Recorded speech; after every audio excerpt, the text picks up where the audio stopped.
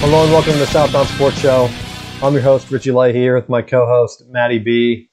And it's been a crazy week in the world of sports, but we're going to stay on track, get into the mock draft, going through the defensive side of the ball. I know last time offense took a while, so we're going to kick right into it, and then we have some other general topics later, including the Tomlin extension, signed through 2024. So we'll give our thoughts on that here in a bit. Starting off with the defensive ends, Matt. Again, I'm surprised in how this draft is. Everything's been quarterback. And the more, like the closer we get to the draft and the more I look at it, I just think that a lot of scouts haven't seen the players that they're trying to evaluate as much as they would have liked last year. Because remember, there were no fans in the stands, so that means like scouts weren't going to be there. I know they watch a lot on tape or whatever. They still didn't have the interactions. They had like some of the on-campus type combine stuff, but they didn't really have a combine, and some of that was kind of distanced. So I think that's where you're going to see a reversal, and I think that you're going to see a lot of top players come from the later rounds this year. That's just my prediction. Because again, I'm looking at the Pro Football Focus, their big draft board. We're going to start with the defensive ends. The top defensive end they have is Kwity Paye from Michigan, and I'm very familiar with his work. And he's a lot of potential. I think they're just basing his score on physical tools. And the very next guy they have ranked one behind him, Jason Owe. I hope I'm pronouncing it right, because to be honest, I've never heard of him, from Penn State. And I'm typically up on the top Penn State draft picks, so it was surprising to see him ranked here. They said that he didn't even record a sack last year. So they're just putting him this high based on his potential. So the top was his pro day. They said he had one of the freakiest pro days they've ever seen. So they're just going by combine here, Matt. And sometimes that just comes back to bite you. Because, yes, you can draft on potential. And you can say, okay, these are the top guys. But if you don't have technique, and I'm not knocking either of these guys, I really like Kwity Paye, and I think that he helped keep Michigan at least in on the defensive side when their cornerbacks were awful last year. So just adding the extra pressure kind of helped them from being embarrassed in every game. But again, would I take a first round pick on it? Like if he's right there in the 24th spot, which is right where the Steelers draft, I believe. And if he's there and they're drafting on potential, do you go that high? I mean, Bud Dupree's gone. You need some help on that position. I don't know if I take that risk, to be honest. What do you think? Absolutely not. I mean, the potential might be there, but to me, there are so many other needs that Pittsburgh needs to address. And I mean, going through the list, the one that I think that could fall to him is Rashad Weaver from Pitt. And they have him 63rd overall. He had a torn ACL. And I wonder how far that injury will help. I don't mean to help him fall, but to help kind of like the Steelers keep someone that's close. They know they got a lot of film on him. They have a lot of like fourth round draft picks. If a guy like that falls, how far does he fall? Are they able to nab him around with one of their middle picks? And that's where I would think that they're going to make a couple of chance to take a guy to just fill out that defensive line. And I mean, there's two guys from Tulane on their list, and just some of the other ones like Shaka Toney from Penn State. I thought that he would have been higher. That's why it surprised me that it was the opposite. That's another guy the Steelers could just grab late in the rounds and possibly just keep guys from the area. And that's if they evaluated them and they think they fit. Because I'm just looking at it from the perspective of, I know the Steelers like to take a lot of guys that play that smash mouth style in college. So they end up taking a lot of guys from the Big Ten. They end up taking a lot of guys from like the SEC. let's see what happens here. But I don't know if this is a position, even with Bud Dupree being gone, that you really need to draft this year early. I think they can wait and see, and I wouldn't be surprised if some of these other guys just fall. Because once teams start reaching for quarterbacks, I think that it's going to mess up the entire draft. So this will be one of the craziest drafts that I've ever seen, I think. Do you have any other thoughts on the defensive end position?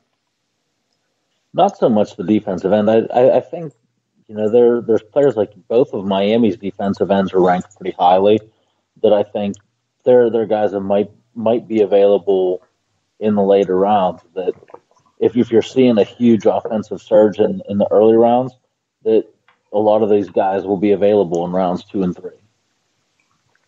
And that's true, because even looking at the defensive tackles here, Matt, they only have one slated for the first round, and that's Barmore from Alabama.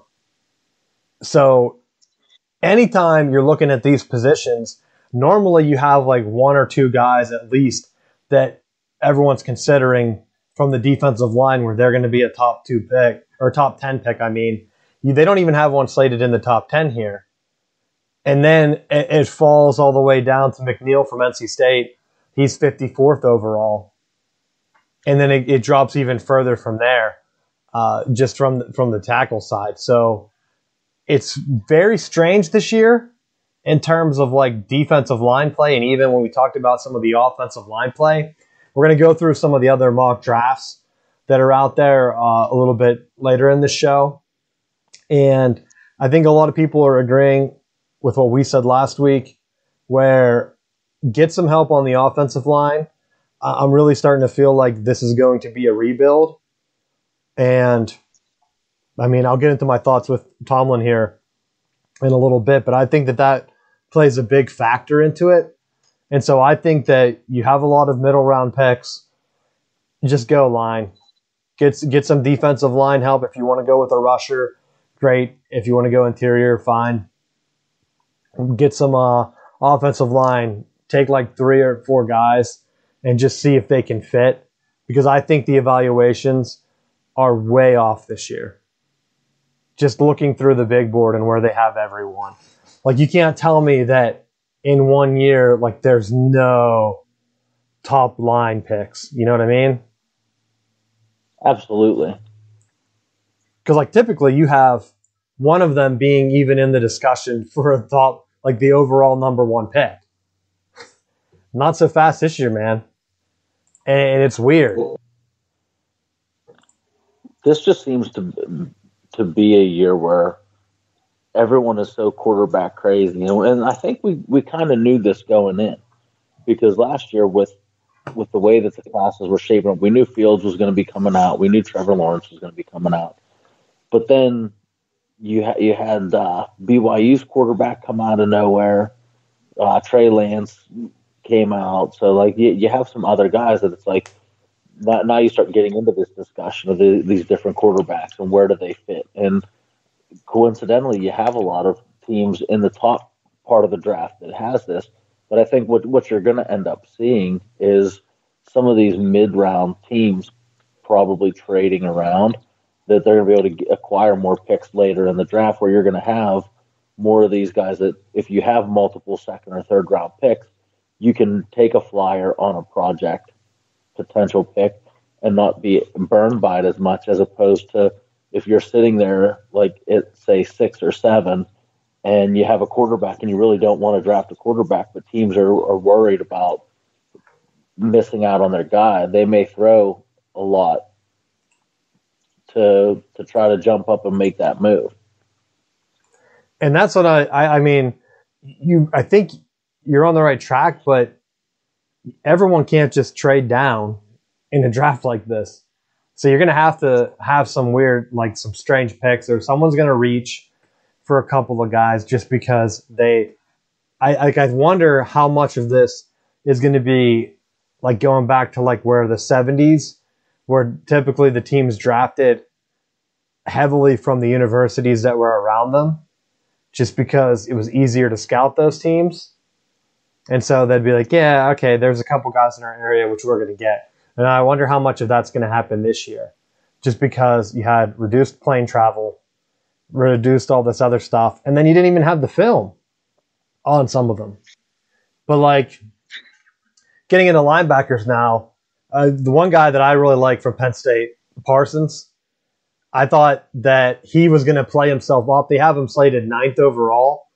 And this would be like a position where if you're one of those top teams and you want to trade down because you think that someone wants to grab a quarterback in your spot, why not go for him?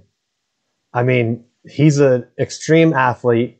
He always seemed to play smart, and he's heavily into the blitzing. That he's just been awesome. Like, I can't say anything negative about the guy. He seemed like a leader, and it's one of those guys where if you're a top team, you have to just be laughing this year because you might be able to trade down, get an awesome linebacker, and get extra picks. But like, I feel like there's only so many of those guys that you can grab just looking down, because they only have 2 linebackers even picked in the first round. So they're very slanted towards some of like the offensive things. And so I know this is another one where the Steelers have been looked at possibly getting some linebacker help. But what do you think that they do in regards to linebacker position at this draft?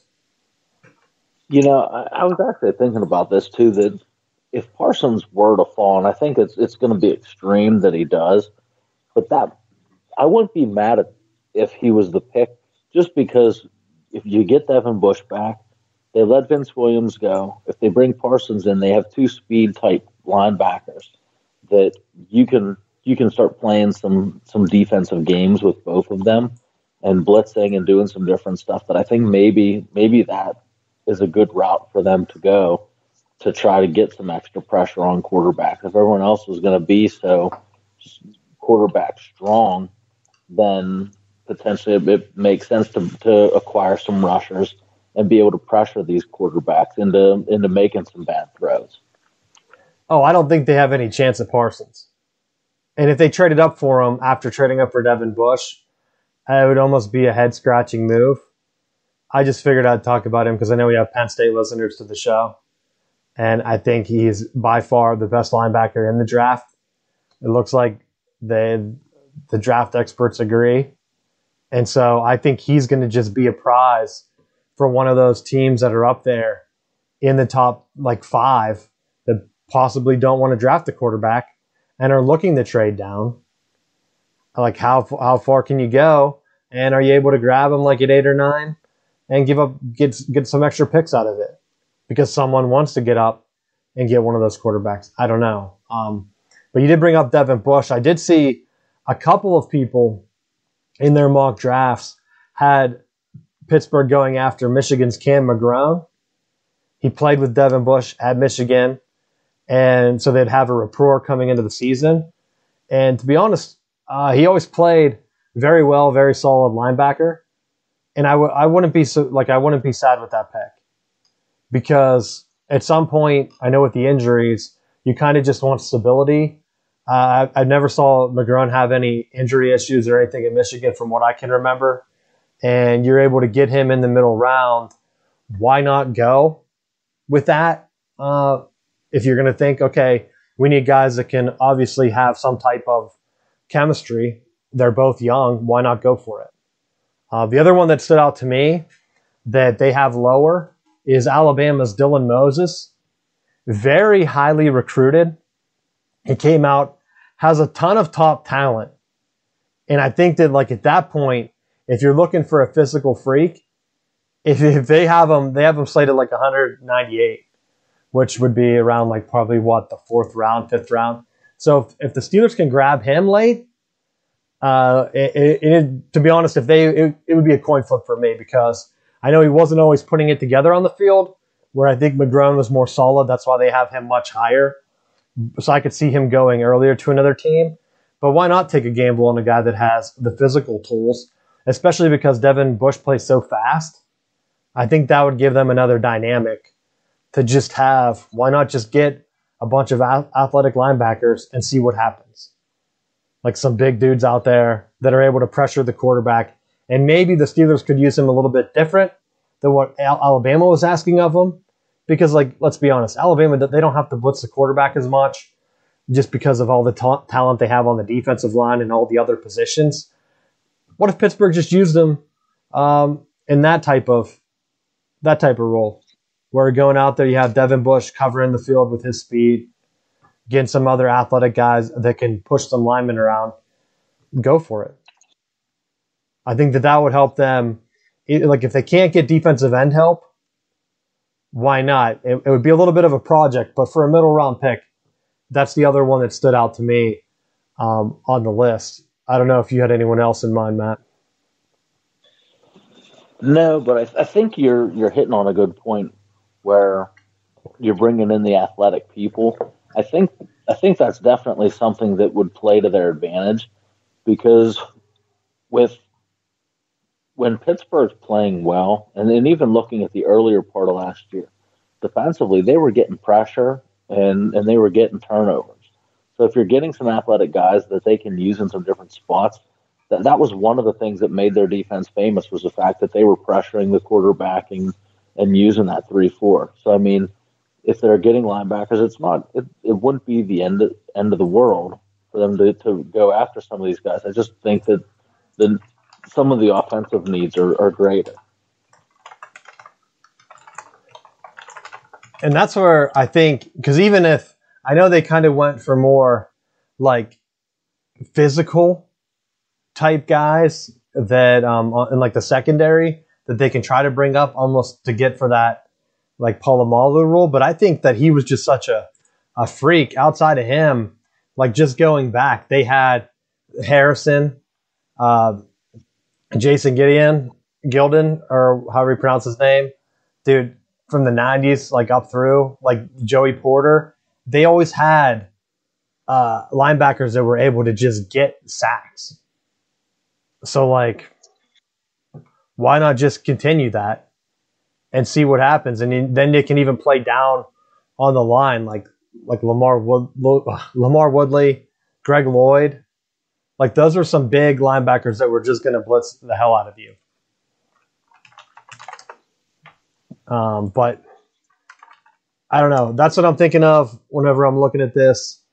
And I'm thinking, let's get big guys, put pressure on the ball that can move around.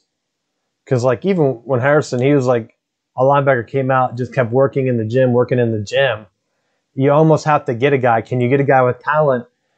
Maybe Dylan Moses can't put it together, but why not?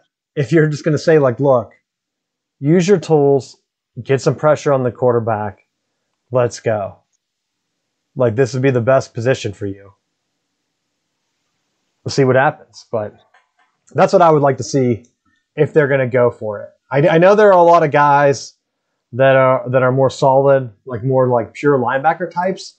But like when you look through the sack list, I mean, I'm sure you're going to see some of the guys I mentioned, but like just freaks out there on the linebacking spots.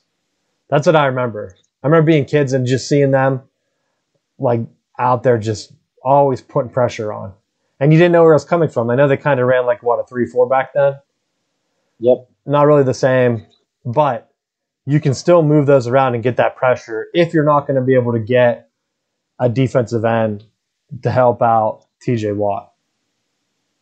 So, I don't know, because that's the one thing where I'm just worried that you lose Bud Dupree. He put up a lot of numbers last year. Maybe it was because it was a contract year. I know we hinted about that on the show. Now they can just focus on TJ Watt. Why not try to mix it up and just say, like, you know what? We're going to try something different this year and see if we can get pressure, bring in some safety blitzes and things like that. But that's what I'm looking at in this part of the draft, because I really feel like they're definitely going to take someone on the defensive side here to try to get some help and get some youth, and then hopefully have some of that help whenever there's a backup, or injuries, I mean, so they can have healthy backups. Getting into the secondary, starting with safeties, not a lot that I would think. I don't think the Steelers are going to take a pick here. And going through the list, I don't even know if there's a safety that stood out to me that I think is going to make an impact. Doesn't mean it's not going to happen, but I'm not familiar with any of them. You could take a late flyer on Paris Ford from Pitt if you're looking for a local guy. They have him. I mean, he's already, a redshirt junior. He's coming out, I guess, technically as a senior after his 4th year. Why not? I thought that he could have played a lot better. But I don't know. It could have just been Pitt's defense, too. But I would think that outside of that, there's no big name safeties where I think any team's going to be reaching. They don't even have any. Continuing with the trend, they have one in the first round. TCU's Trevin Moehrig. That's it. But any safeties to keep an eye out for?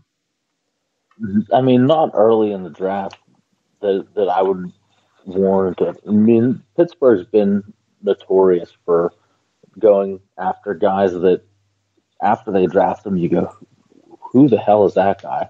And then they end up having a great career. So, I mean, I trust the scouting department the Steelers have, and if they feel like that guy warrants a high pick, usually there's something to it. And I'm looking just even any pick. And I don't mean to skip over Pitt's DeMar Hamlin, who was a redshirt senior at safety. But in terms of playmaking, I'm thinking if you have a 7th round pick and you're thinking you need a little bit of secondary help, I wouldn't be sad if they took Paris Ford from Pitt. Why not just keep it local? Yes. There's some other ones on here, but just in terms of just flexibility, I just don't remember any of these guys making a big impact, and maybe it's a part of the shortened season. Sometimes safeties are awesome. You remember them. I mean, that's basically what Jabril Pepper, I know he played linebacker / safety, but he came into the league as a safety. That's a big time safety that everyone knew about. This year, it's there's no guy like that. Getting into cornerbacks, Alabama, Patrick Surtain, I think that's the top cornerback in the draft. He has size, has the speed. There's not a chance that the Steelers get him. I don't even know if they're going to go this route, but in terms of surprise picks, like you were talking about, I wouldn't be surprised if they went this route, because I'm not sure how long they're going to keep the defense together. And with Hayden's contract hitting so much of the Steelers' salary cap, I know it's supposed to open up next year with they're expecting fans in the stands. Some teams already have plans for that. So the revenue is going to go up. Salary cap increases. Maybe it's not as big a deal for them. But just looking at the defensive side of the ball, knowing that the cornerback is one position that's eating up a lot of your cap, I wouldn't be surprised to see them grab a guy here. But again, not a lot of looks. They have Northwestern's Greg Newsome rated very high. And he's one of the ones where he didn't allow a lot of catches. But again, it was a Big Ten shortened season. How many teams did they play that had high passing games? They're in the West. Yeah. So it's not like they're playing maybe they did play Indiana. Maybe I should look at their schedule. But I was looking at it to see all right, yeah, you have a quarterback or a cornerback, and I'm not trying to knock the guy, but whenever they're looking at it and saying oh yeah, he didn't allow a lot of catches, but okay, all right, who did you play? Did you play any of the top teams?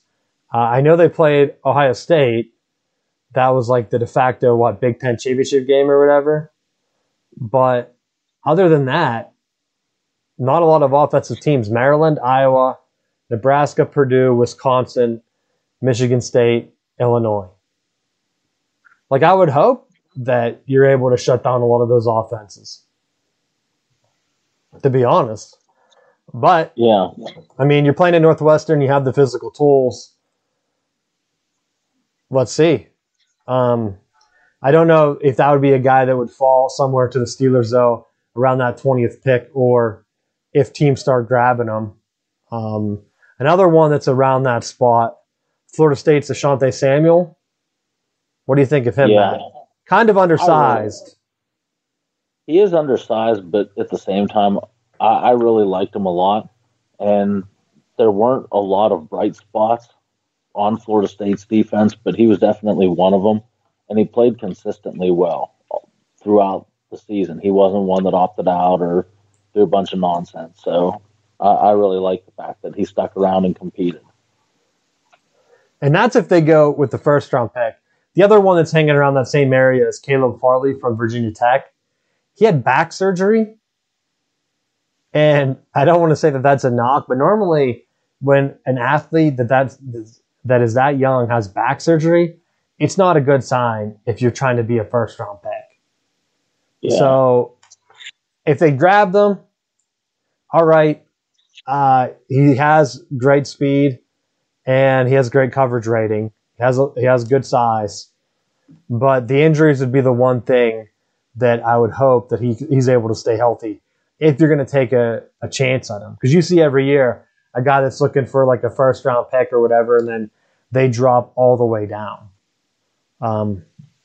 There's another one that stood out because Minnesota, speaking of like injuries and stuff, they have Benjamin St. Just, or however you pronounce the last name.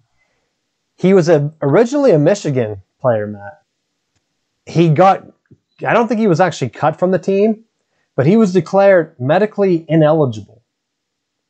So I don't know what happened to him at Michigan, where the doctors didn't clear him, but he transferred to Minnesota. They cleared him, and now he's slated to be picked in the NFL draft. So that's another one that I thought was just a weird story, and I almost wonder, like, what did they see, or if that was just a weird, I would hate for it to just be a weird excuse to get someone off the team, you know what I mean? Yeah. Because, like, hey, we're going to honor your scholarship, but because of your injury, we don't feel safe with you playing. And then another school's like, you know what? Cool, come on over. Because he always had great size. He's 6'3", and at cornerback, that's like the eye-popping thing. So you look at that. Even the breakdown here says he's a unique corner at 6'3", and so I guess he had great Senior Bowl one-on-ones, and where he scored the highest grade of any corner in attendance. But that's the one thing where if you're looking at it and you're like, all right, he has great size, great coverage, why is he so low? I wonder if that's a thing that they have. I mean, they're going to have that record. It might not be public because of HIPAA laws or whatever, but I know that was the official Michigan ruling when he transferred, because everyone was kind of like, oh, well, that stinks. He looked like he was always a great player. Like, why not? Why not take that? But this is one position where, like, I think if the Steelers wanted to draft a guy in that middle round, they could find a guy that's serviceable, like with one of their fourth-round picks or whatever, because there are some guys. The other one that stood out to me, and then I'll let you go on corners, Shaun Wade from Ohio State. His dad made such a big stink of them coming out and like playing at Ohio State. He wasn't going to play. They were going to go to the NFL draft. Then they rallied together, and then they did play and all of that stuff. And he's relatively, I mean, he's 132 overall, but like that's fifth round, really, I think. So, all right. You would think that he'd be higher from all the publicity that he was getting from ESPN and everything. Not saying that I'd want the Steelers to take him. I just thought it was like an interesting thing to see him so low on the list after like all the publicity he did get. Are there any cornerbacks that stand out to you? The one was from South Carolina, the J.C. Horn. Oh yeah, I skipped him because the Steelers wouldn't have a chance at him. You don't think? So like I said, if the Steelers are going to pick, they're going to be in the late 20s. I don't think they're going to trade up for him. They have him 18th overall. Like, I honestly think that you'll see Surtain go. They have him at 13th. I wouldn't be surprised if someone drafted him like 10th or a little bit higher, and then a team will just grab Horn right after. Because normally there's going to be multiple teams that need a cornerback. And then, like, that's why I started with Newsome. I just think that Horn, they have him at 18. I think he's going to go somewhere between, like, 14 and 18. Like, I think 18 is more of, like, a low pick for him. But maybe I'm wrong, so go ahead.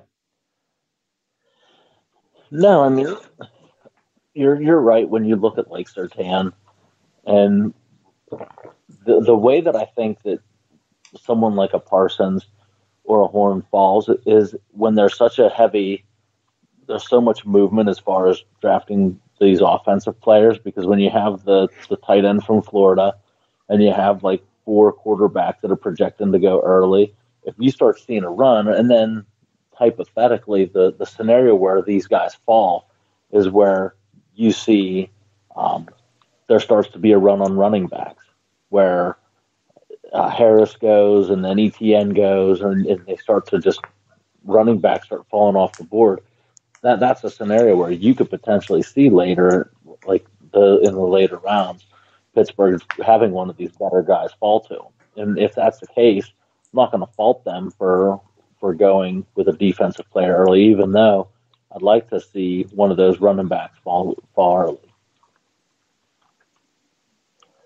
And maybe because I'm just focused on, like you're saying, with the defense, with the Steelers, I don't know if they have to draft a defensive guy in the first round. Maybe they go offense because they have all of those 4th round picks. I mean, like Oklahoma, I know he's a little bit older, but they have Trey Brown in the draft that they have slated 98th, which would be like what, right at the start of the 4th round.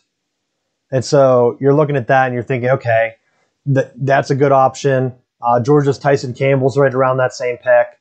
And then even Michigan's Ambry Thomas, which I would rate him above. They have a Wisconsin guy in here.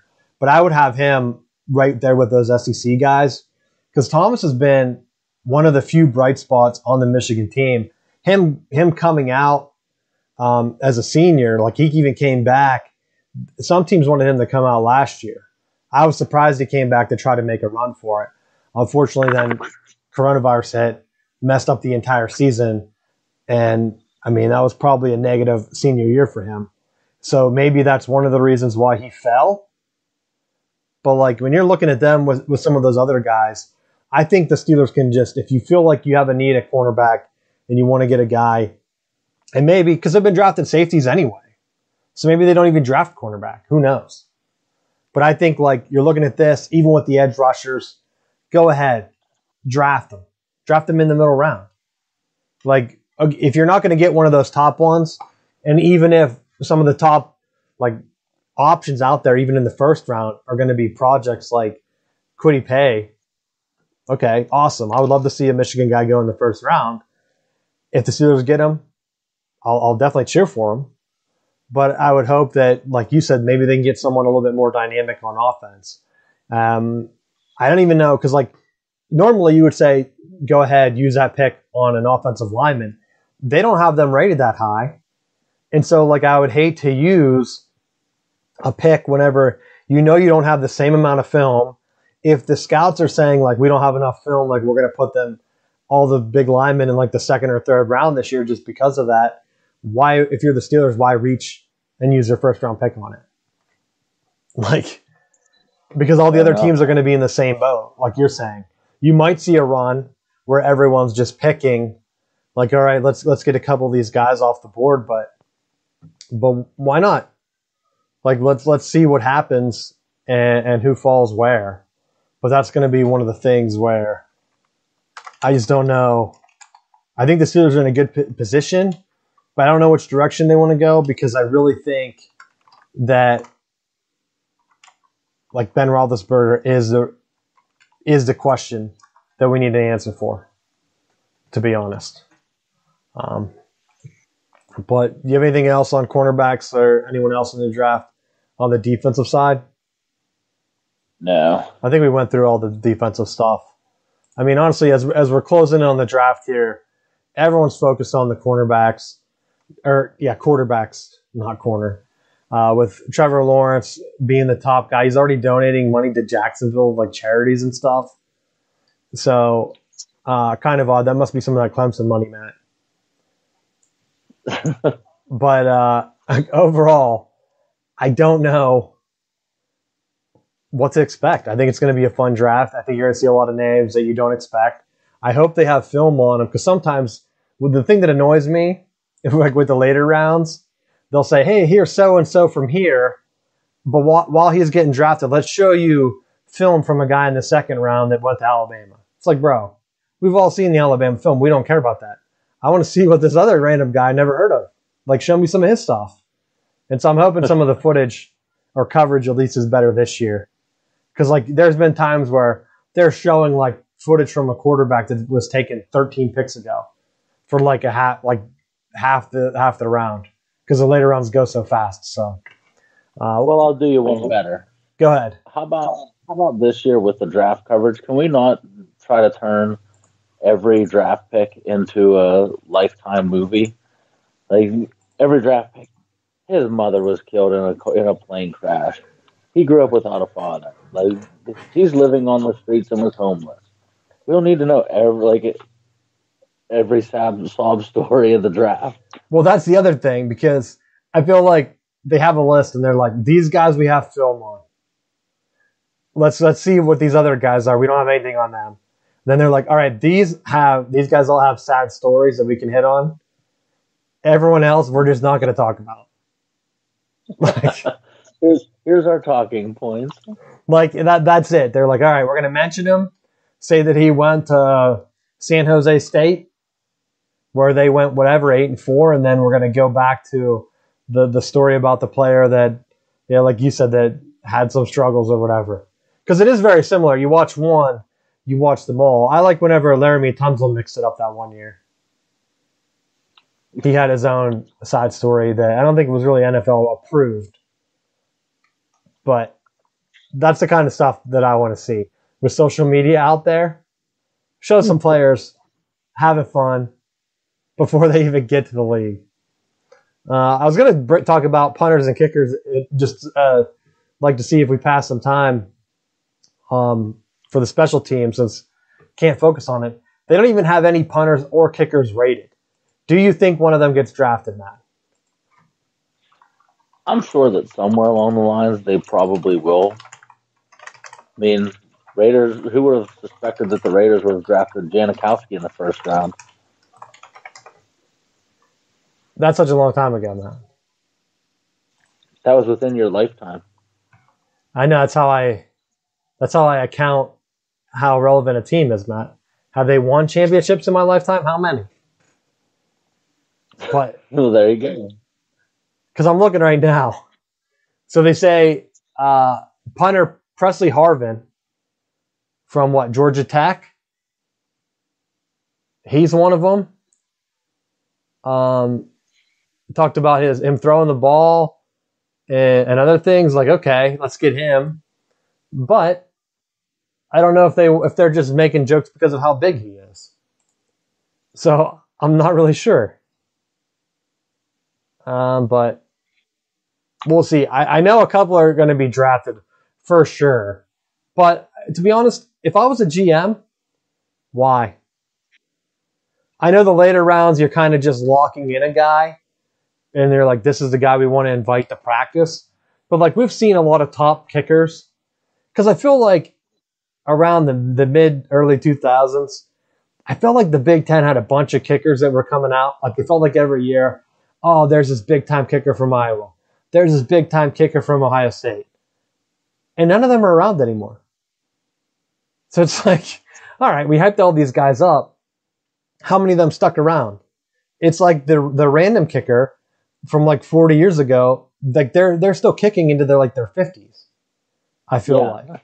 Maybe not that old, but like I feel like you get the one guy, he sticks around, awesome. He'll be there forever. But like the same quarterbacks you've been drafting in fantasy football for the last decade, they're the same kickers, they're still going to be there. So, like, when you're taking a draft, just find a guy that's sticking around and just sign him to a free agent contract. Kickers don't cost that much. That's my strategy if I was a GM. Because, like, if a guy has it, taking some of the higher draft, like the kickers in the NFL draft, I just think it's not worth it. I'm going to do a quick look and see if I can find some other information. But what do you think? No, I think and for the most part, I think a lot of the teams they get a guy, and they're comfortable with where they're at, and they just let it roll. Because, like, there's sometimes, like, Mike Nugent, that was one of the ones from Ohio State. The Jets, of course, drafted him in the second round. Whatever happened to him? Like, he only lasted 4 years, and he went 3-9 in field goals, 50 yards or longer. Okay, I mean, we all know Janikowski, first round. Great. 1995, they had Todd Sauerbrunn. He stuck around for a while, right? Yes, he did. Although he was marked by a DWI arrest, and he was implicated with steroid prescriptions. All right, so maybe not that long. Jason Hansen, I remember him from the Lions. Oh, holy crap, they're going way back. Rob Stark, a bunch of them. So, like, going back to the 70s, they used to draft them. Seemed like every couple of years they had one or two that were drafted that high. But those are the ones that, like I said, I knew Nugent from Ohio State. I couldn't remember his name. I knew he's one of the ones that, like, they reached, and, like, that was it. He was the last one. They realized, like, well, why are we doing that? That's a high-value pick we just blew. Because you don't know. Like, what would be the difference if we just drafted a random kicker in the 7th round? Probably would have did just as good. like you don't know. So, like, I feel like the GMs got together and they were like, that's enough of that. Why would you waste that pick? We're done. No more. But you got anything else on the NFL draft before? No. Because it's not even this week, right? We still have one more week, don't we? Yeah. Yeah, so we'll be hitting on it a little bit next week. Probably not the whole show, but we'll do our draft recap after. But I wanted to make sure that we went through all the positions, and then we'll kind of do our picks. I did have some of the Steeler mock drafts, but maybe we'll save that for next week, and we'll go through them just to see what positions other people are getting. I think everyone's kind of looking, just going through real quick right now, they're all hitting on what we're talking. Multiple offensive linemen, a running back, and a guy to put pressure on the quarterback, either like a defensive end or like an outside linebacker. So they're all pretty much on the same board that we're thinking. I would even throw in, like I said, a cornerback possibly. I don't even know if they're gonna go that route. But you have a bunch in the 4th round. Why not try? Like, if you can get Najee Harris, go that route instead of getting like a cornerback or something. But we'll go over that next week. The big news that I kind of saved, Mike Tomlin, I mentioned it earlier, signed for 3 more years. I think it pretty much says that Ben's done. And I don't know if anyone agrees with me on this, but when they put up the 3-year time frame, I figured they were looking at it like, okay, here we go. 3 years, we're going to lock you in just to kind of negotiate like this rough water.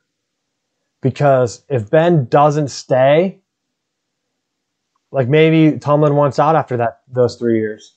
Maybe it was more of his push to only do a 3-year extension instead of something longer. But it's at least enough to kind of guide the Steelers through what could be a tough transition.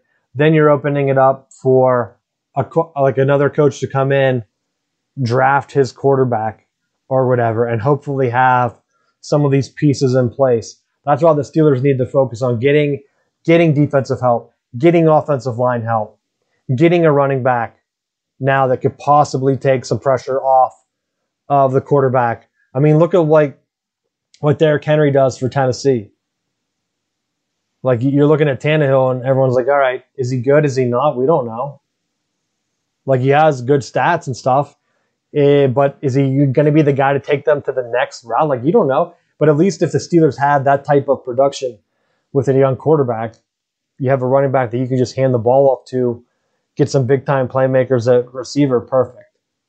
That's all they need to do. So I'm not negative about the hire, or the extension rather, but I would say I think it is good to just keep that consistency, possibly get these young guys some type of winning attitude.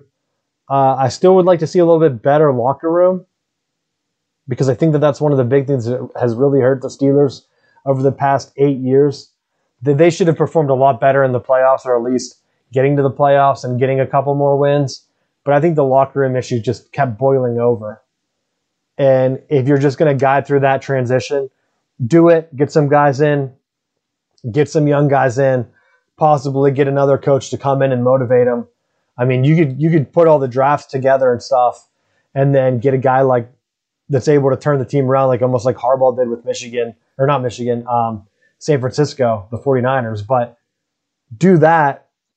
Hopefully you don't have as big as a drop off before that. Because like your other route would be to just hang on to Tomlin, hang on to him, and then kind of guide through and possibly hope that he finds his Patrick Mahomes like Andy Reid did to take him to that next step. Because Andy Reid was with the Chiefs for how long? I felt like he's been there for a while. They had Alex Smith was the veteran that kind of guided them. They traded him away. And then he landed Patrick Mahomes in the middle, like not even early in the first round. I think it was in the middle, like maybe 12th through 15th or something like that. Fell right to him. So that's my take on it. What do you think, Matt?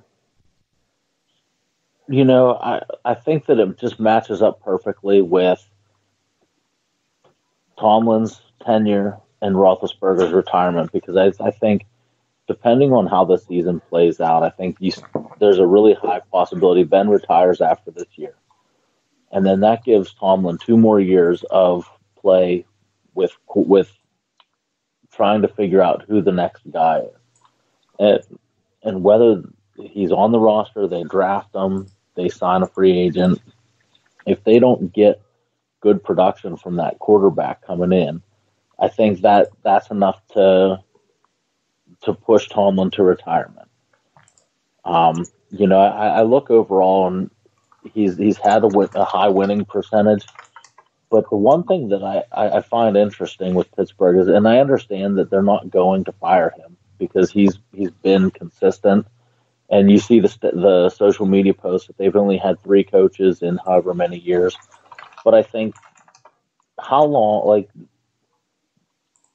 there's no pressure. Like the last couple of years, I feel like they flamed out early in the playoffs, and they haven't been able to get it done. And they have a roster and a team that should be doing more. That I find it interesting that they're maybe not moving Tomlin, but there's limited pressure as far as, like, because you don't see position coaches being moved or coordinators being moved or trying to make adjustments. And I think, like, sometimes that may be what you need. And when, like, I look at as an extreme case of teams trying to push chips in, you look at like the famous '93 issue with the Oilers, where the owner brought in Buddy Ryan to take over the defense and got them playing a lot better and got them into a deep playoff run. Didn't get them over the top, but it moved the needle quite a bit in terms of their development. Well, Mike Tomlin's only 49, dude. There's no way he's going to retire in 2 years. I mean, maybe, but that would be like a Bill Cowher retirement. Because I think Bill was even older than that when he retired. And everyone considered that like a shocking young retirement. And everyone was kind of just waiting for him to come back. They're like, oh yeah, Bill Cowher, he'll be back soon.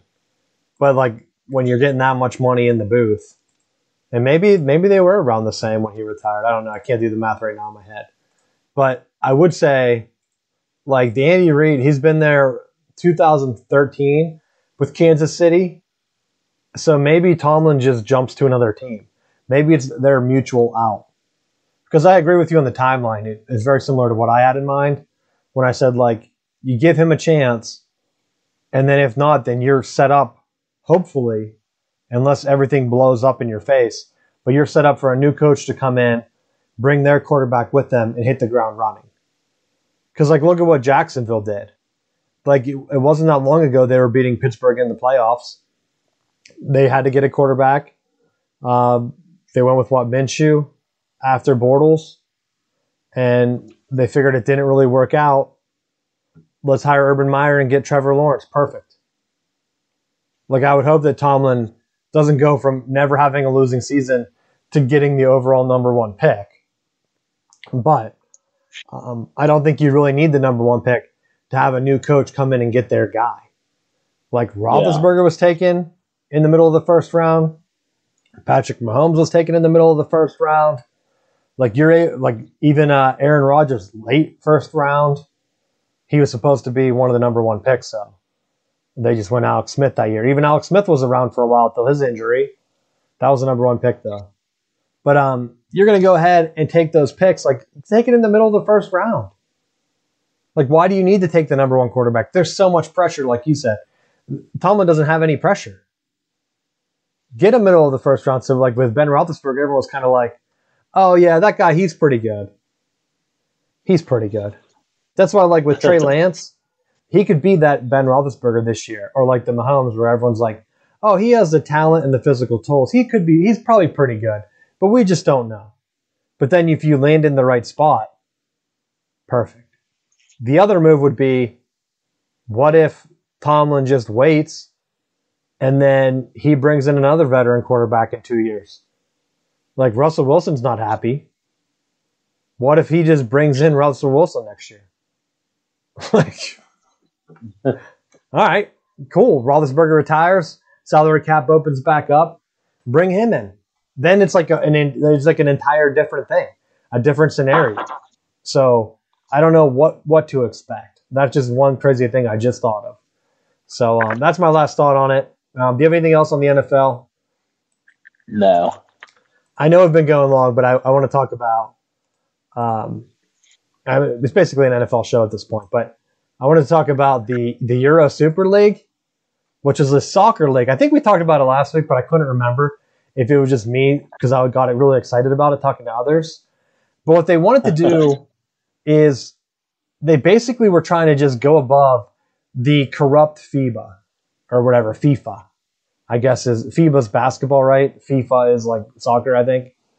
So it's my dream, and I've been talking about it. I feel like even way back when we started the show and Jeff was on before he started school, I think like we talked about it for baseball. I would like to see more of these teams. Like, let's play with baseball. You're playing 3 or 4 game series. You can play a worldwide schedule. Like if Major League Baseball wanted to, they could just take 4 teams from Japan and make that its own division. Because mostly you're going to play the teams in your division anyway. Like, how many times do we have to watch the Pirates lose to the Cardinals or the Cubs or however many other teams in that division? Sometimes they don't really lose to the Reds or the Brewers that much. Thank God. But like, you're going to keep getting beat up by the same team. They could do that and just expand it and maybe even have like I don't even know, a Latin America type thing where they have like a team in the Dominican, a team in Cuba, and all those other countries down there where they already invest and buy their talent anyway. Like, what's the difference? Like, why not just have a division there? NFL was kind of trying to push that with NFL Europe. It never really worked. And I always wondered, like, if it did take off there, what if they just did a division there? Like, NFL, you're flying once a week. It's a little bit harder. But, like, with baseball, it's so natural. And, like, same with soccer. They already play how many games internationally? Like, it's ridiculous with the World Cup. Everyone knows that the World Cup's number one. That's the most prestigious. You can say, like, your Premier League or whatever is the best. Like, no. Everyone knows number one is World Cup. People have been murdered over, like, World Cup qualifiers and stuff. I mean, like, if you go through 30 for 30 on ESPN, there's how many of them on, like, the soccer in, like, Brazil and all those countries always doing crazy stuff because of the World Cup. Then I would think you would have, like, the Olympics. And then after that, you have, like, these international type battles, which is like the Champions League in in Europe. And so I thought, okay, this could be that, except it's year round. Why not have a Super League and then just have those top teams play? Because right now, you already have full support in Europe. You can't get any more support. Like, if you're not a fan of like the English Premier League or whatever it's called, and you're trying to get someone in like Spain or France to watch, they're not going to watch. They don't have a connection. So like once you already have all the people in England watching, that's it. They've been trying to get people in America to watch that, but realistically, you can't go to a game. I know they do friendlies. They were doing them at Michigan's stadium, the big house. They had a couple of those where I saw people going there and had like their friendlies, which always drew a lot because you think like, oh, these are some big teams with the players, but they're not bringing the top players to those games. Like their top players aren't traveling. It's kind of just their team, but it's kind of like their minor league team. It'd be like if the Durham Bulls just decided to go play in Ireland, but they brought Tampa Bay Rays uniforms or whatever. It's like, all right, cool. But like this, I thought this would be an awesome idea. I know that their fans are upset because of their system, how teams can move up and down. It gives a lot more for like regional fans to watch, which I think baseball is missing. And I think one of the weeks we talked about where what if minor league teams could move up? Like Durham Bulls are pretty popular down here. I know they have the movie. If they could move up to the major leagues based on their champions that they've been winning, championships over the past couple of years, I think more people would watch. And then it would open up a brand new market for Major League Baseball. Because in North Carolina, guess what? They don't have the team. There's no team here. And TV is blacked out for like 3 or 4 teams because it's in the middle. So no one watches baseball. The only way to fix that is if they add a team. And so like, here you go. Let's create a super league. But they were only putting in teams from a couple leagues, Matt. Like most of the founders were from England and their Premier League. And then like the Spanish La Liga or whatever their league's called. So I think they were going to have the same exact problem. I was hoping, and I don't even know if you looked at this, but I was hoping that they would at least have one big team from England, one big team from Germany, one big team from Poland, and just go all around Europe, however many countries that play major soccer there. Get them in, because then it gives like at least the citizens of Poland, like, all right, they have one team to cheer for. Like, I'd cheer for them. I have some Polish heritage. Let's go. I'd cheer for that team. But if they're not going to be in the Super League, I'm still not going to watch. Like, I don't care about Spanish soccer. If my man Ronaldo retires, who am I watching? I don't care about those other guys. You can tell me that some of the guys play for USA's international team. Awesome. Our team doesn't even make the World Cup or the Olympics, man. So why would I care? Our team sucks.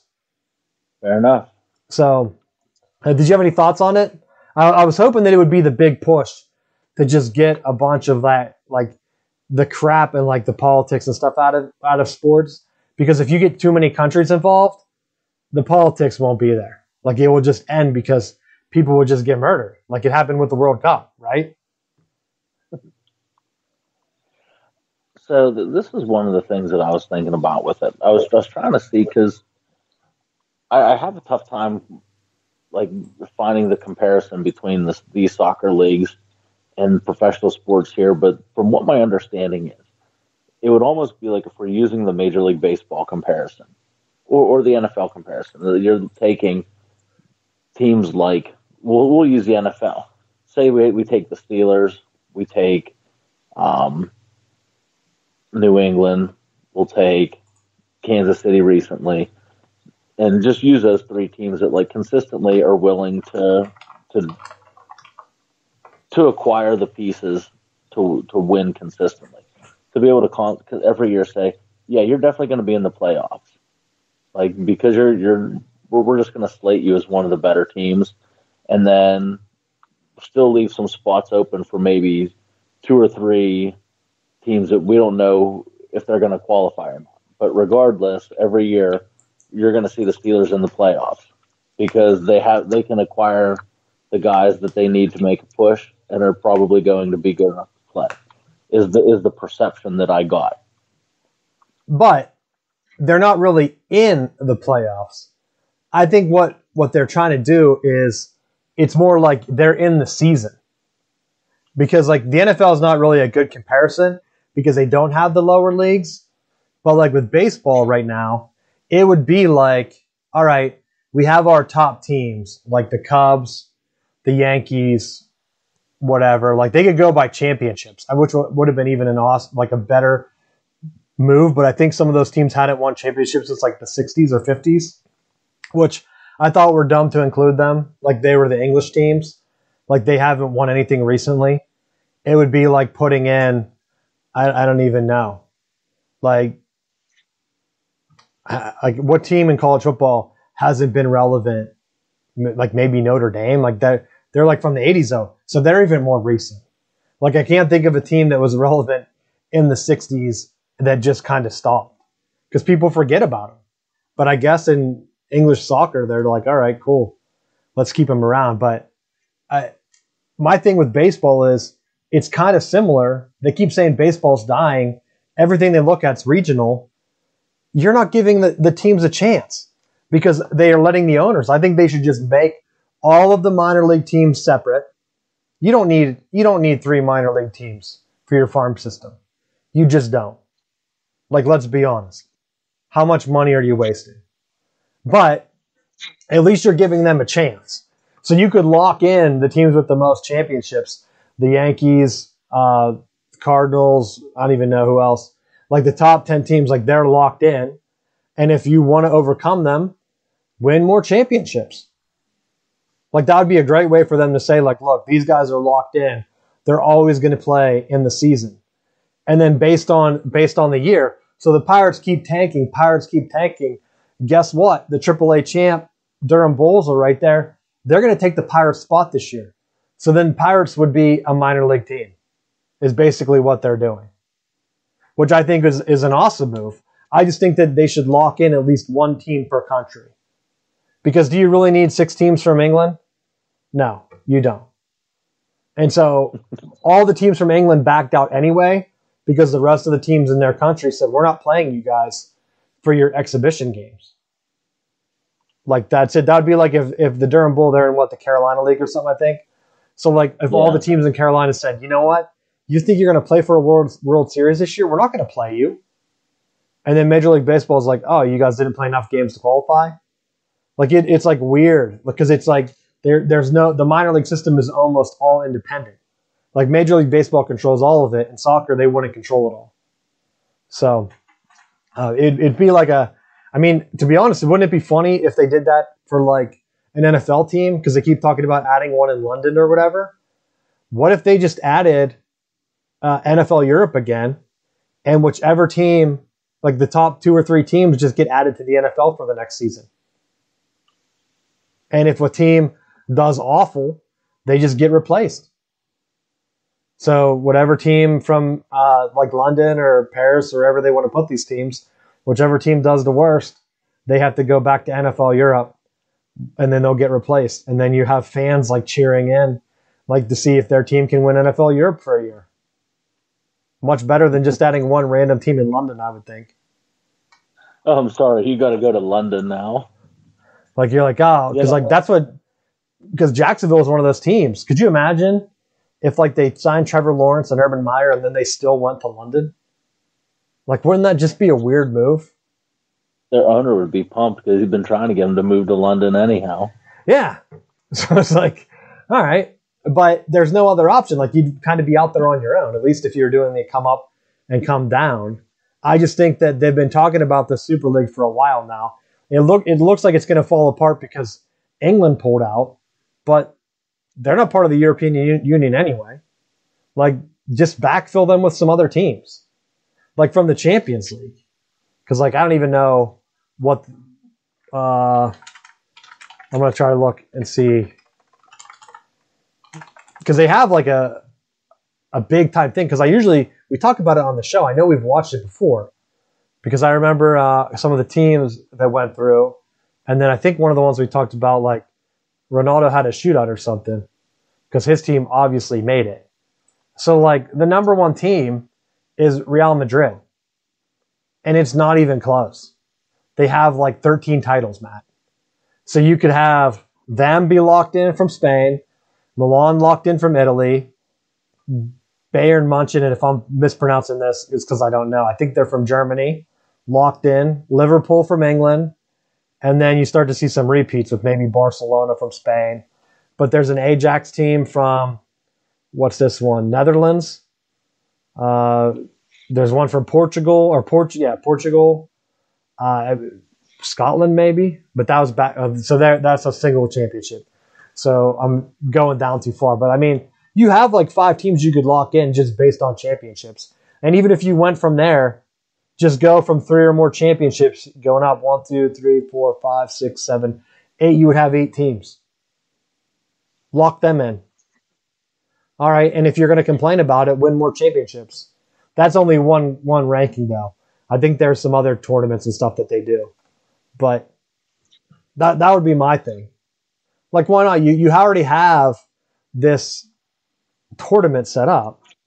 If you're trying to take that to the next level to make that the big thing, because I think internationally, that's what most people watch. And so they're just trying to make it year round. It's almost like when the NBA, like if they try to do like the Olympics, of course more people watch the Olympics from their country because their team's in it. They're not going to just start turning into the NBA, like, you know what I mean? I watch curling and luge during the Olympics because the United States is in it. I'm not going to casually tune in to watch one like match in like the Netherlands or something. Like that would never happen for me. I don't know about you, but that's my last thought. No, I think you hit the nail on the head there.